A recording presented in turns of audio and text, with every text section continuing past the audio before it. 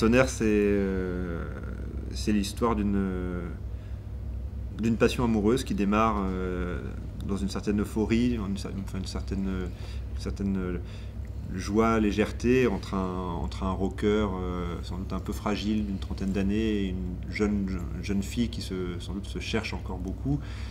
Et donc le film, c'est un film qui démarre sur un ton assez enjoué presque de comédie sentimentale, et se noircit, en tout cas se charge d'une certaine forme de noirceur, d'inquiétude, de violence, quand la jeune fille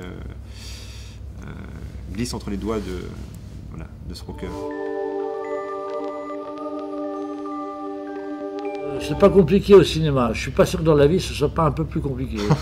Mais c'est un acteur, j'ai envie de dire, un petit peu écorché vif. C'est un gars qui montre depuis toujours qu'il aime rentrer dans l'extrême, dans la façon de jouer ou la façon de rentrer dans ses personnages. Il a envie d'aller loin possible.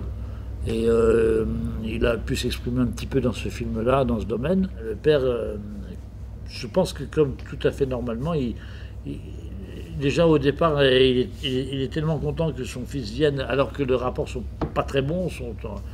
Il y va sur des œufs. Il n'ose pas trop avancer, reculer. Il essaye d'être compréhensif, mais arrivé à un certain âge, on l'est de plus en plus.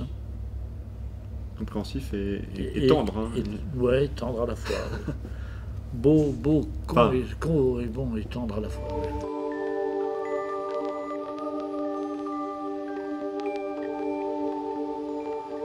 En séduisant sa femme et son chien, quoi.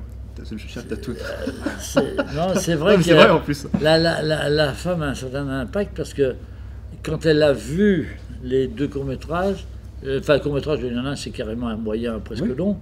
Quand donc le naufragé la monte sans femme, elle m'a dit tu n'as pas le droit de dire non. Voilà, donc c'est grâce à. Alors pour avoir la paix dans le ménage, j'ai dit oui. Bernard Ménez apporte beaucoup de tendresse. Je pense que sa présence est très rassurante dans le film. Au fond, les personnages ont beaucoup de mal à se comprendre les uns les autres, ils se blessent les uns les autres, et c'est vrai que Bernard interprète le personnage qui peut-être le seul qui comprend. Qui petit à petit, avec l'âge, parce que l'âge venant, devient un peu plus zen que... mais qui, sans le vouloir, quand même, met des drôles d'idées dans la tête de son fils. Mon fils aîné, il est assez proche de l'âge et de l'attitude de Vincent Macaigne. C'est-à-dire ce côté, un âge, comme tu dis, qui est un enfant qui est peut-être pas envie de grandir, mais qui est quand même... qui a déjà une certaine maturité de par son âge réel, qui est rebelle en même temps, qui est très révolté. Mais par ailleurs, ce qui est frappant, c'est que moi j'ai observé qu'en fait on reste toujours évidemment l'enfant de ses parents, quoi. Et ça peut être assez troublant quand on a 30, 40, 50, on reste toujours un enfant en fait.